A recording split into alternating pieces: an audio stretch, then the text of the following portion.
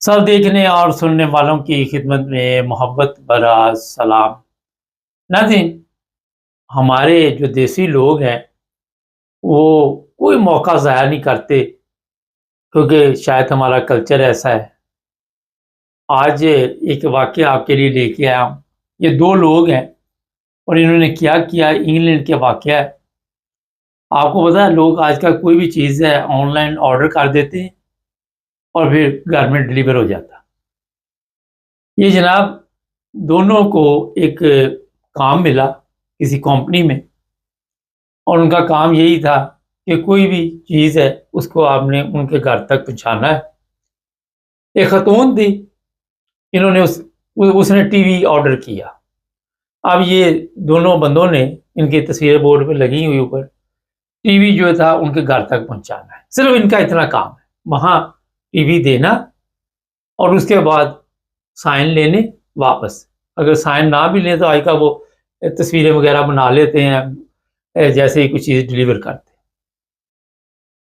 अब वो औरत को कोई इमरजेंसी काम पड़ गया, कहीं चली गई या काम पे चली गई, जो भी, घर में उसकी 14 साल की बेटी थी।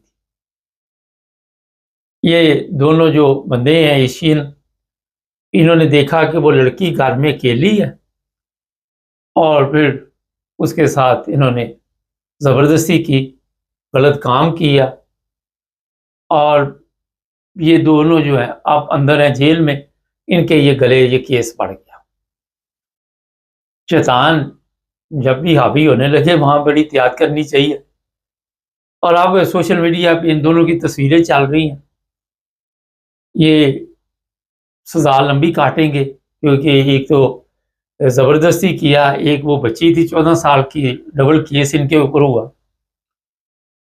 जब भी कोई बिज़नेस, कोई काम करें, इस चीज़ का बड़ी एहतियात हमें करनी चाहिए कि ऐसी कोई हरकत नहीं होनी चाहिए जिसकी वजह से पूरा सिस्टम फिर जो है वो बदनाम हो जाता है। जिस तरह एशियन बदनाम है, इनका ताल्लुक इंडिया से है और दोनों शायद सरदार हैं। हैरानगी की बात ये है कि इनको ये भी ख्याल नहीं आया कि ये यूरोप है, यहाँ पे या किसी जगह पे भी, लेकिन इन्होंने जो गलत काम किया, अब मेरा ख्याल है कि लंबे अरसे तक ये जेल में रहेंगे। इतनी जल्दी से इनकी जान नहीं छूटेगी। उस बच्ची की जिन्होंने ज़िंदगी बर्बाद कर दी, वो सारी ज़िंदगी के लिए नफ्सियाती तौर पे अपने आप को किस तरह कंट्रोल करती है, मेरा ख्याल है ये भी एक अलग कहानी है। लेकिन जो इस तरह के लोग हैं, ये आजकल यूरोप में बड़ी तादाद में आए हुए हैं, इंडिया पाकिस्तान से। अगले दिन मैं पाकिस्तानी देख रहा था, मैं पहले ही शायद ज़िक्र कर चुका हूँ। वो छोटी बच्चियों के साथ इश्क लड़ाते हैं, कभी सोशल मीडिया पे, कभी कोई तरीका, कभी कोई तरीका, और बाद में वो अपने माँ-बाप को बता देती हैं, फिर इनके लिए मुसीबत बन जाती है। फिर जेल में जाना पड़ता है। एक स्टूडेंट को 12 साल जेल हुई। यहाँ आप लोग पढ़ने आए हुए हैं, क्यों आप ये ऐसे गलत कामों में या काम के सिलसिले में भी आए हुए हैं? और आपको ये भी पता है कि जो यूरोपियन है या इंग्लैंड है, जो भी है, वो इस वक़्त सख्त परेशान है गैर मुल्कियों की वजह से। चले जी, उनके अपने कोई जुर्म करे तो वो तो ए, उन्हीं के लोग हैं, उनको सज़ा होगी। लेकिन जो हमारे लोग पाकिस्तान, इंडिया से, एशिया से आके इस तरह के काम करते, ये कई पाकिस्तानी भी पकड़े उन्होंने, इंडियन भी पकड़े। उसकी वजह ये कि हमारा माहौल और है, हमने वहाँ पे कोई चीज़ देखी नहीं होती। यहाँ आते हैं तो हम कंट्रोल से बाहर हो जाते हैं। इसके बाद इनके पास कौन-सा स्टेटस है, यहाँ पे इनको सज़ा के बाद वापस भेजा जाएगा। ब्रिटिश भी हो तो फिर भी वो आजकल वो आपको पता है सख्त हुए हुए हैं। वो कहते हैं जी जो भी है, जराइम पेशा अफराद को यहाँ से जितनी जल्दी हो निकालना चाहिए। मकसद ये है आपको जो बात समझाने का या इस प्रोग्राम के ज़रिए, कि पहली चीज़ तो ये है कि काम ही नहीं मिलता। अगर कोई मिल जाए तो फिर आपको एहतियात के साथ, इज़्ज़त के साथ उस काम की तरफ तवज्जो देनी चाहिए, ना कि आप किसी के घर में कोई डिलीवरी छोड़ने गए हैं तो उसकी बच्ची के साथ ज़्यादती करनी शुरू कर दी। अब इनको ये भी, इन जाहिलों को ये तो पता होगा कि हम जो काम करने लगे हैं बाद में पकड़े भी जाना है। इसमें भाग के कहाँ जाना था? जिनके पास ये काम कर रहे थे उन्होंने भी इनके आईडी वगैरह लिए होंगे, मुकम्मल तौर पे हर चीज़ नाम, पता सब कुछ कंपनी को भी पता होगा।